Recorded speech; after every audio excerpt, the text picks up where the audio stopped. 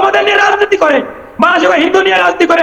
আপনার মালদার হিন্দুদের মারিয়ে পাঠায় দিয়েছে বসি, ওই যে সেই মালদা অস্ত্র এনেছেন আপনাদের এই মুর্শিদাবাদের হিন্দুরা, লজ্জা করে না?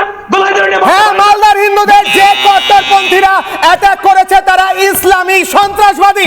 আপনি বলুন আপনাদের বাংলাদেশে ইসলামী সন্ত্রাসবাদীরা অ্যাটাক করেছে? বলুন নরেন্দ্র বাবু, বলুন আমাদের এখানে হিন্দুদের উপর যারা অ্যাটাক করেছে তারা ইসলামিক কট্টরপন্থী। আপনি বলুন আপনাদের বাংলাদেশ থেকে এবারে আসে সন্ত্রাসবাদীরা, আপনি বলুন ইসলামিক কট্টরপন্থীরা করেছে। বলুন মালদার কথা বলছেন। আমাদের দেশের মাটিতে কোন মায়ের সিঁদুর মুছে দিলে সেই দেশকে আমরা মাটিতে মিশিয়ে দিই।